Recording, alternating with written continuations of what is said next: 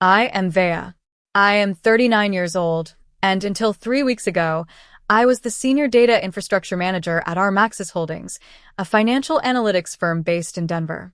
For nearly a decade, I built and safeguarded the architecture behind their $850 million platform. Everything from hedge fund portfolios to insurance compliance logs ran on the framework I wrote, tested, and refined through endless nights and countless crisis prevention protocols. That system was my life's work. And it took exactly 16 minutes in a boardroom to be told that I was no longer needed. Before I continue my story, let me know where you're watching from in the comments and hit that like and subscribe button. I was sitting across from Nathan Ryland, the founder, the CEO, and until recently, someone I thought respected merit over favoritism. He barely met my eyes when he said, "Vea, this is difficult, but we are restructuring. It is time for fresh energy. Someone who speaks the language of the next generation." Beside him sat Ava Ryland, 24 years old, fresh from a marketing degree with an optional minor in data strategy, whatever that even means. She was tapping her pink nails against a cold iced coffee, nodding as if she were absorbing strategic insight. She wore oversized glasses she clearly did not need, and her only technical contributions so far had been asking if our database supported cloud emojis. Nathan cleared his throat and added, "Ava will be shadowing you for 2 weeks, and then taking over the division. I know this is abrupt, but we are confident this change will bring bold innovation." I did not speak right away. I stared at the corner of the glass conference table. My hands were still, my expression composed. Finally, I looked up, smiled, and said, "Of course. I am sure her future will be bright." That was the moment I decided. No screaming, no outbursts.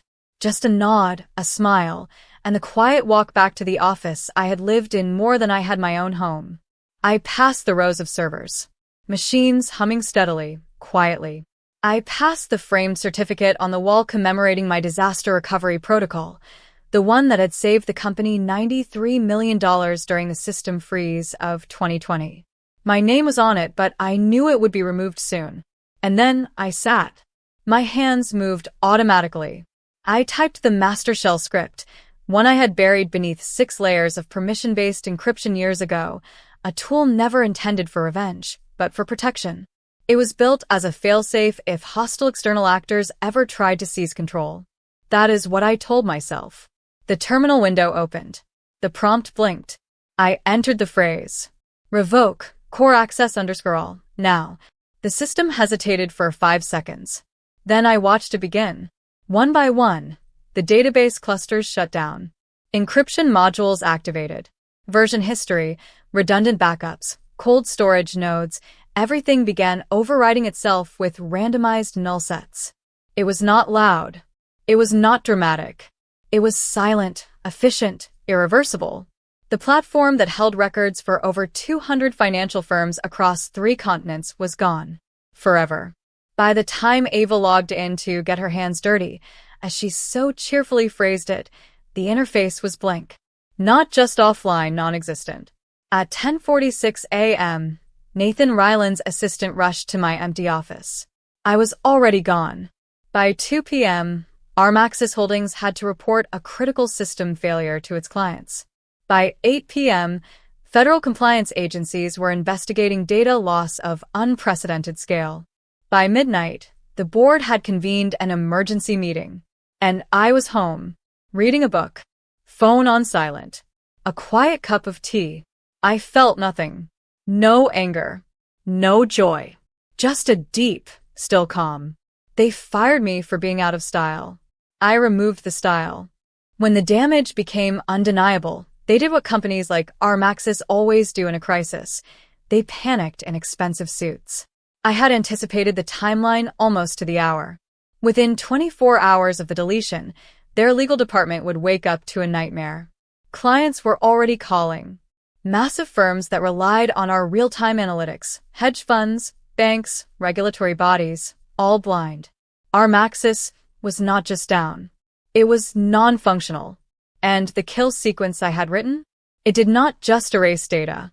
It shredded logs, disintegrated recovery points, Every audit trail ended in nothing. Like the records had never existed. Not even their insurance underwriters could verify system integrity. By the second day, Nathan Ryland's voice had returned to its familiar tone, only now it had panic layered behind it. Vea, it's Nathan. Listen, we need to talk.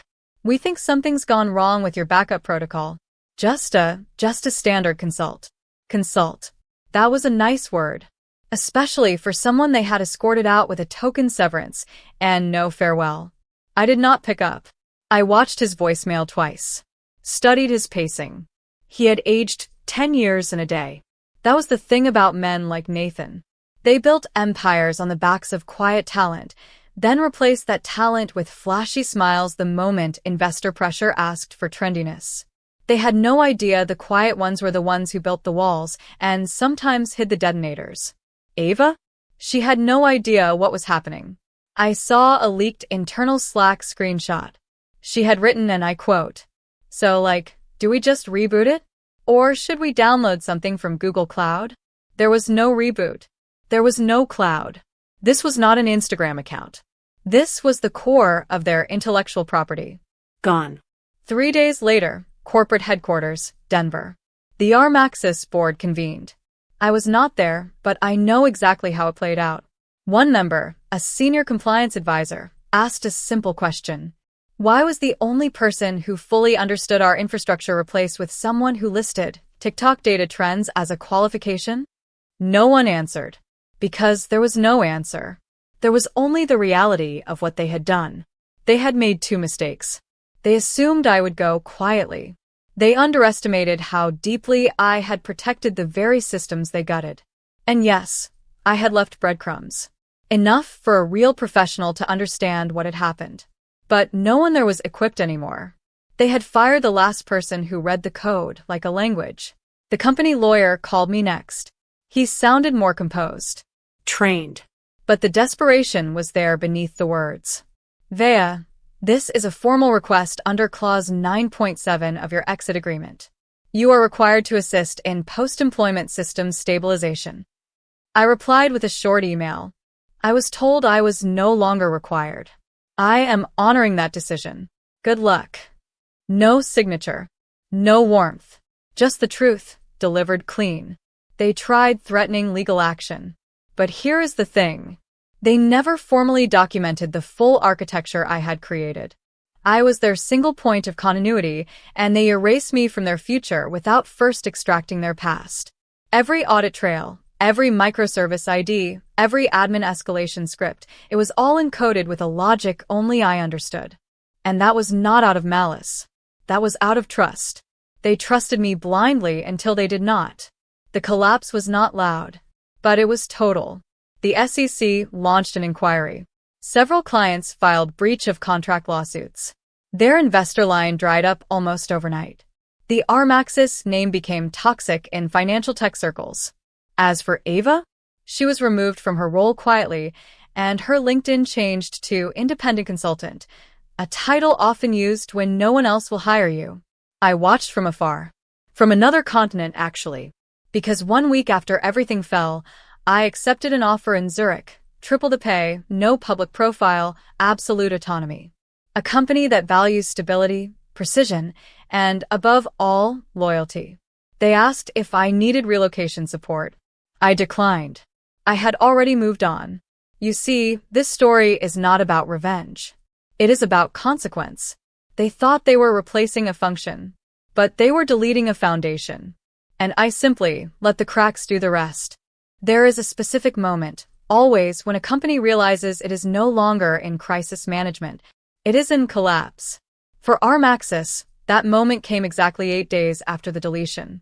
When the internal audit team discovered something they had missed, or rather, ignored. The kill switch script I had embedded? It had not just deleted the data. It had triggered a sequence that revealed their biggest vulnerability. Their data center contracts were falsified. Their insurance policies were misaligned.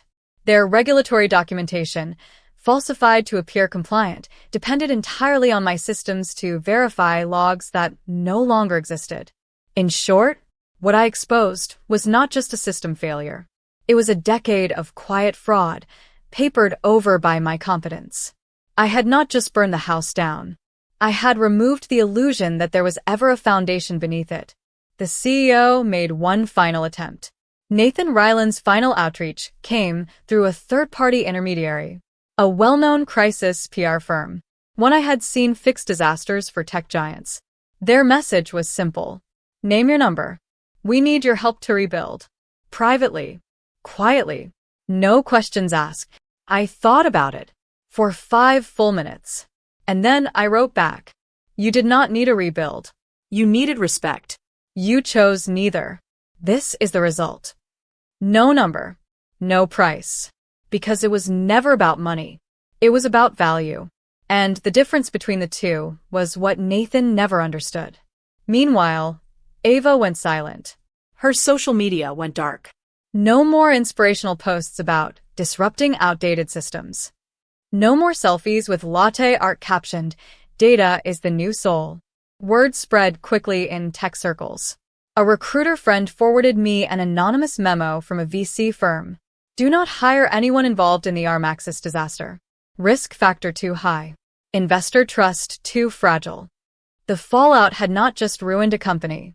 It had poisoned the reputations of everyone who touched the decision to replace me. They tried to rewrite the narrative. Publicly, Armaxis issued a statement blaming external sabotage. They even claimed to be cooperating with federal authorities in a criminal investigation. But they had one problem. There was no trace of external interference. Every digital signature traced back to internal admin credentials, ones they themselves had revoked when they offboarded me. They could not even legally claim I had accessed anything, because I had done everything before I left. Clean. Silent. Logged under active credentials. And the moment I walked out of that building, they owned nothing, not even the audit trail. And then came the real twist. A week after the public collapse, I received a quiet email from someone inside. Not Ava. Not Nathan. It was from Eliandra Poe, the last remaining cybersecurity analyst at Armaxis. She had worked quietly under me for 2 years, kept her head down, learned everything she could. I remembered mentoring her. She was sharp. Her message was simple. They're not just collapsing. They are trying to shift blame onto you legally. You should know, they have hired a forensic team to build a case. Not to restore the system, but to protect the board. She attached a folder. Screenshots. Draft memos. Internal chats. Legal discussions. And in the center of it all was something that changed everything. They had known Ava was unqualified. They had even drafted a fallback plan before they fired me, in case she failed. They never intended for her to run the system. They had planned to bring in a third-party vendor all along. They just wanted to cut costs, remove senior staff, and present the illusion of modernization. Ava was never the replacement. She was the excuse. That was the real betrayal. I took the files. I did not release them. Not because I wanted to protect Armaxis, but because I did not need to destroy them further. They were doing that well enough on their own. Instead, I sent one message to Eliandra. Leave. Your talent deserves better. You know how to reach me. 1 week later, she joined the same Zurich firm that had hired me. Sometimes, the best revenge is not destruction. It is extraction. Removing the value. Leaving nothing behind but the name and the rot beneath it. At this point, Armaxis was a ghost. No data. No trust.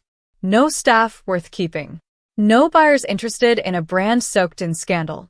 Nathan Ryland resigned under pressure. Ava moved to Bali and started a wellness blog. The board was hit with 3 lawsuits and 1 class action inquiry. And I spent my mornings watching the snow fall over Lake Lucerne. A different kind of silence. Not the kind before collapse. The kind that follows peace. Some people think the story ends when the villain falls. It does not.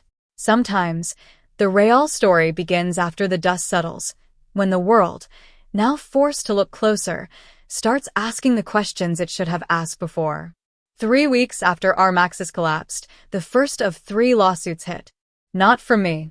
From their clients, billion-dollar institutions, regulatory partners, and even one government agency that had relied on their infrastructure for economic trend modeling.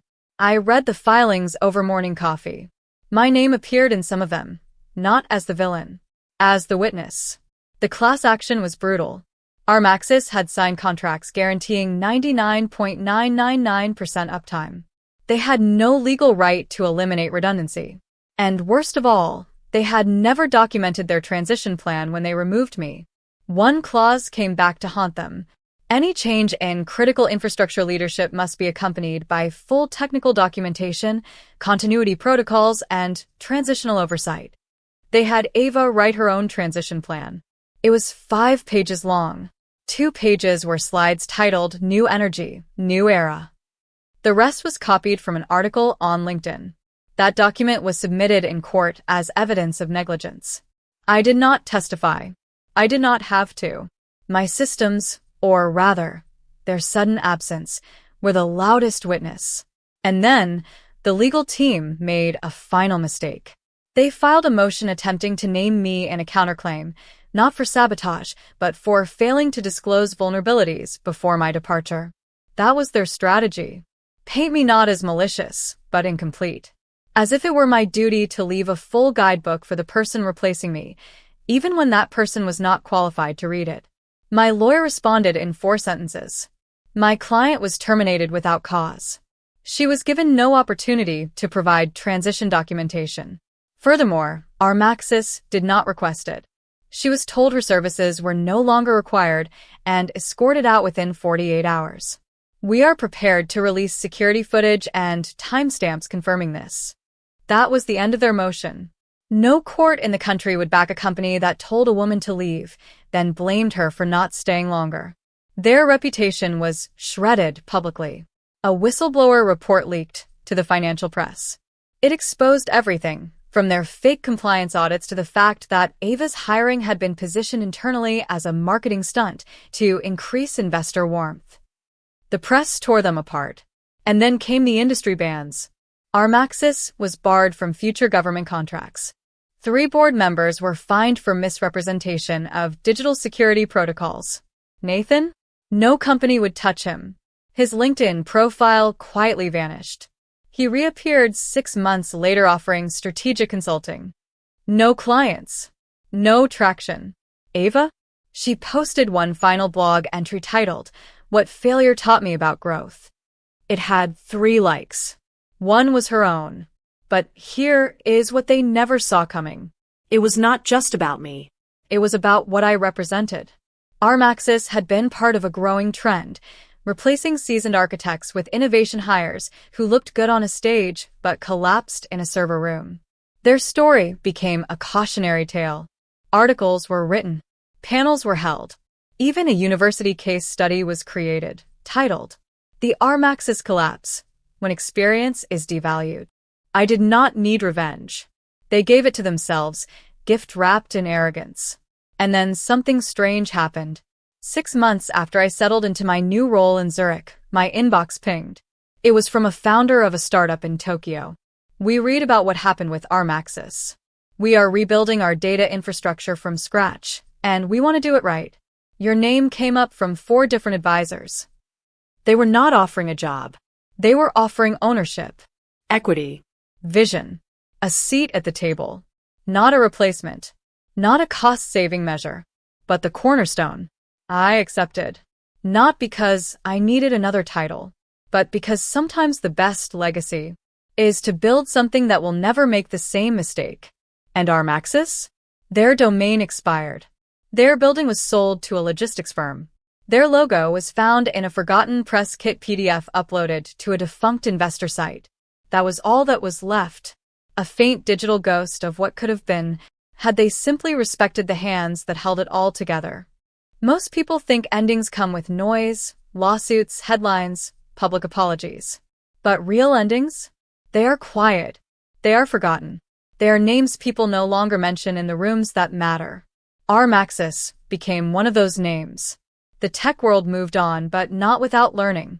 And in the wake of their collapse, something else took root. Something I built quietly, without fanfare, without public declarations of disruption. Zurich. 8 months later, I had taken the offer from that Tokyo-based firm. We called it Soulcroft, a name born from two ideas: resilience and transparency. This time I was not an employee. I was a partner. And this time the system I was building? It was not just a platform. It was a philosophy. Data not just protected, but respected. Teams not just hired, but heard. We launched in silence. No PR campaign. No press release. Just one quiet pitch deck passed among insiders. Within 4 months, we signed 2 Fortune 500 clients. By month 7, one of our Maxis's former clients reached out, asking if we could help them rebuild the damage left behind. I almost declined. Then I saw who made the request. Eliandra Poe. She had taken over their interim operations team. Not as a legacy employee, but as the one person left who still understood how real systems worked. She had remembered everything I taught her. And now, she was the only bridge between chaos and stability. We onboard her team under one condition: no press. No credit. Just clean work, done right. She agreed. But not everyone moved on quietly. I received an encrypted message one evening. No subject line. No name. Just a text body. I know what you did. I want to talk. I knew who it was. Ava. She had spent a year off-grid, rebuilding, reshaping, trying to erase the ridicule that came after her spectacular failure. She had not been charged. She had not been blacklisted. But she had been marked, quietly. The kind of mark that follows you into interviews and investor calls. The kind that cannot be scrubbed. She asked to meet. I agreed, at a public cafe, during business hours, no emotion. She arrived early. Still curated. Still dressed for a startup pitch that would never happen.